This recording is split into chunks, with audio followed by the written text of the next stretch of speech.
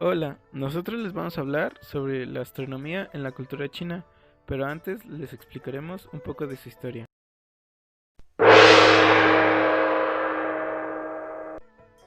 Para esto vamos a empezar con los inicios de la civilización. China es una de las 4 civilizaciones más antiguas del mundo. En general, se ha aceptado que la cuna de la civilización china es el Valle del Río Amarillo, que dio albergue a muchos pueblos y comunidades agrícolas tempranas alrededor del 5000 a.C. Su historia escrita se remonta a la dinastía Shang, de 1600 a 1046 a.C., hace más de 3000 años. Después, continúa la era de la antigua China. La civilización china tuvo sus inicios a lo largo del río Amarillo en la era Shang y se extendió desde allí cuando la cultura de la Edad de Bronce alcanzó su apogeo. Entonces, las filosofías tradicionales chinas como el confucianismo y el taoísmo se desarrollaron en la época feudal de Zhou, a medida que China se expandía en territorio y población. La antigua China finalmente se fracturó en reinos combatientes durante 200 años y su reunificación marcó el comienzo de la era de la China imperial. Y así comienza la era de la China imperial, del año 221 a.C. a 1912 después de Cristo. Este periodo constituye la mayor parte de la historia de China, con el ascenso y la caída cíclica de las dinastías. La civilización china se nutrió y prosperó en tiempos de paz y se reformó después de las rebeliones y conquistas.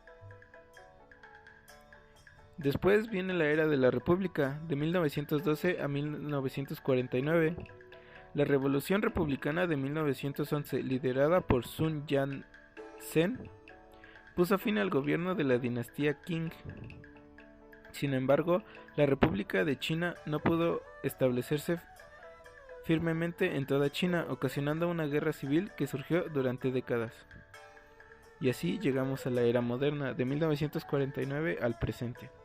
Desde la fundación de la República Popular China en 1949, China entró en una era comunista de estabilidad con la política de reforma y apertura de 1978, que trajo consigo el fenomenal crecimiento económico de China. Ya por fin les vamos a hablar sobre la astronomía en la antigua China. La astronomía china resulta fascinante porque se desarrolló bajo unos principios muy diferentes a los predominantes en la astronomía occidental, dando lugar a sus propios métodos y particularidades.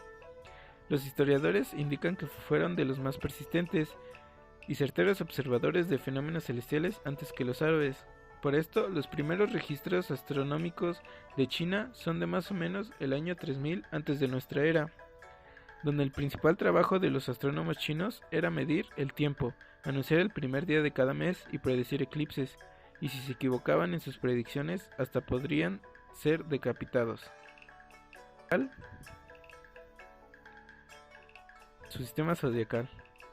Los chinos desarrollaron un extensivo sistema del zodiaco diseñado para guiar la vida de la gente en la Tierra. Su versión del zodiaco era conocida como el Camino Amarillo, en referencia al viaje del Sol a lo largo de la eclíptica.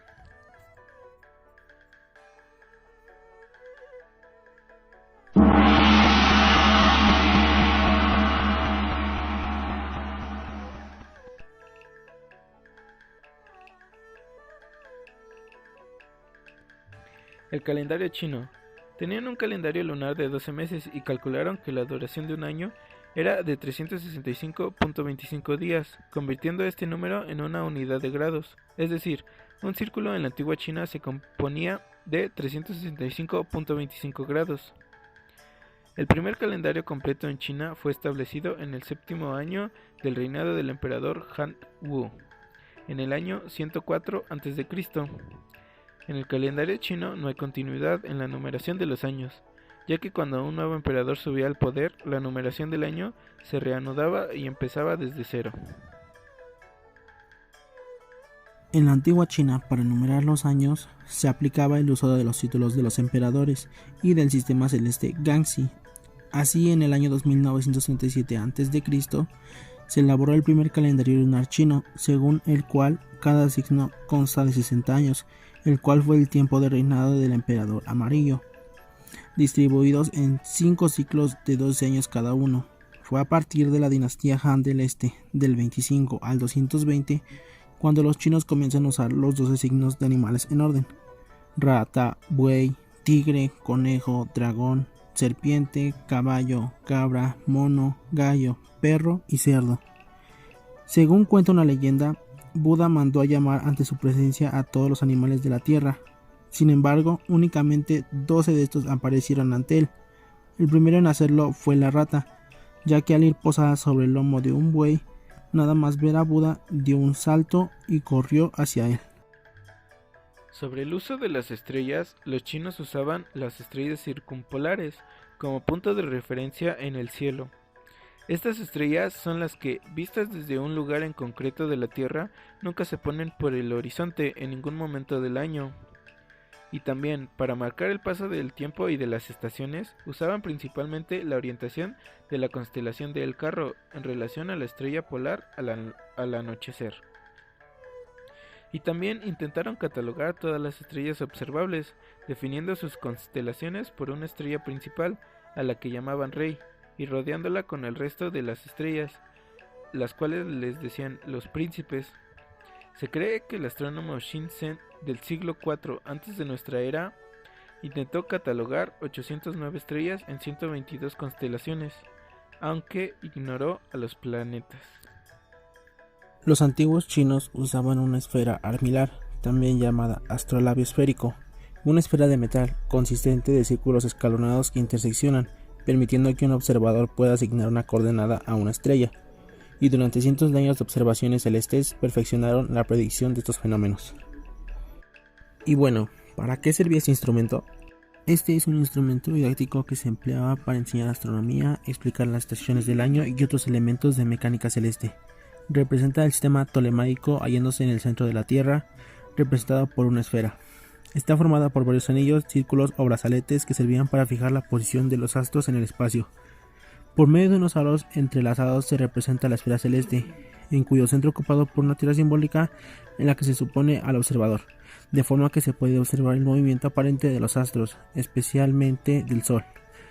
Más específicamente tiene un anillo meridiano que une el polo norte y el sur. Está gradado desde 0 a 90 grados, con ello indica la latitud. Alrededor del anillo meridiano gira la esfera celeste que tiene los círculos polares antártico y ártico, los trópicos de Cáncer y Capricornio y la eclíptica. Llevan grabadas las constelaciones. Tienen un anillo horizontal con los meses del año divididos en días. Para cada mes se reservan 30 grados del anillo.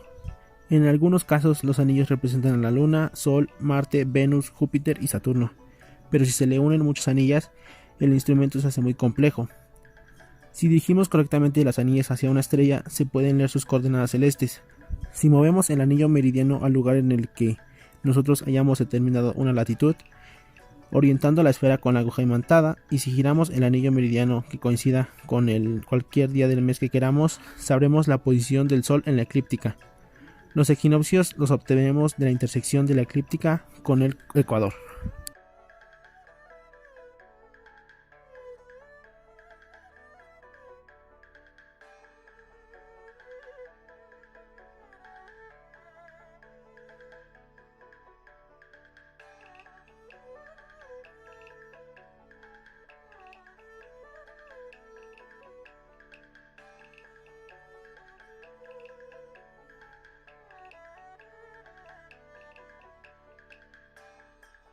Solsticio de invierno en el hemisferio norte.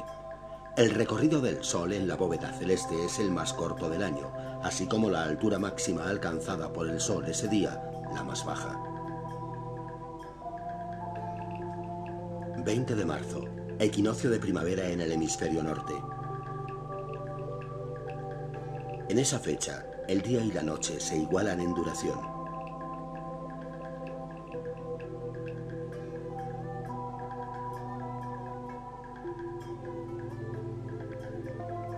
21 de junio, solsticio de verano en el hemisferio norte. En ese día el Sol realiza su máximo recorrido en la bóveda celeste, alcanzando su máxima altura anual.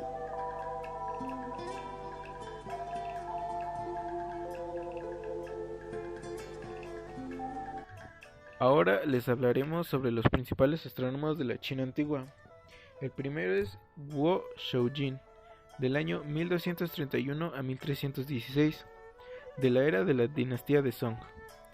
Creó un enorme reloj de sol con el que podía medir la longitud del año con un margen de error de tan solo 30 segundos.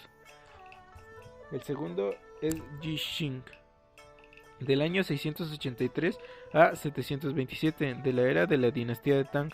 Él era un monje que estudiaba métodos y creencias de la astronomía. También fue el primer astrónomo que intentó determinar la longitud de un grado de una línea de meridiano, diciendo que era de 123.7 kilómetros, lo cual no difiere mucho de lo que es actualmente, que es 111 kilómetros. El tercero es Xu Chou-sin, del año 429 a 500, de la era de la dinastía de Tang. Propuso que la duración de un año era de 365.2428 días de duración, lo cual se quedó a un minuto de diferencia de lo que es actualmente. Diseñó el calendario Damin, el calendario lunisolar más bonito de la época, y también calculó la cantidad de veces que el Sol y la Luna se interponen, algo que propuso sucedían 27.21223 veces, lo cual se quedó a solo una cifra de ser correcto. Los principales descubrimientos astronómicos de los antiguos chinos. Una de las observaciones más famosas de los antiguos astrónomos chinos fue la de una supernova en el año 1054, a la que hoy le damos nombre de SN 1054, que fue observada por astrónomos chinos y árabes de la época. Llegó a ser visible durante 23 días, así como 653 noches. Desde el 4 de julio de ese año, los astrónomos chinos llamaron a este fenómeno estrella invitada y registraron que siguió brillando durante más de un año antes de desaparecer. SN 1054 fue la supernova que creó la espectacular nebulosa del Cangrejo. También otros de los descubrimientos son: los primeros registros chinos de eclipses datan nada menos que de 1361 antes de nuestra era. Se trata con mucho del eclipse verificable más antiguo de la historia de cualquier pueblo. También clasificaron y dieron registro a las manchas solares. Los testimonios más antiguos de estas manchas que se conservan de sus observaciones son del siglo IV a.C. Y para terminar les voy a contar una historia sobre dos astrónomos chinos y el primer eclipse. El 22 de octubre en el año 2136 a.C., un dragón hambriento intentó devorar el sol. El emperador de China y su gente estaban aterrorizados.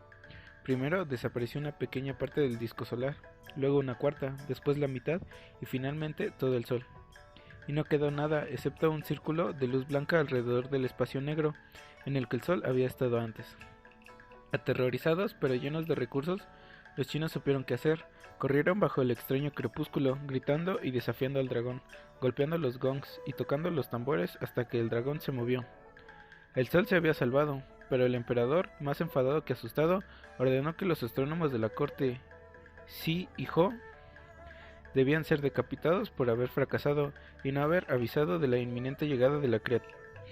En aquel momento lo que se vio en China fue un eclipse anular, pero Xi y Ho, como astrónomos experimentados, debían haber sabido predecir su llegada, o por lo menos así lo consideró el emperador.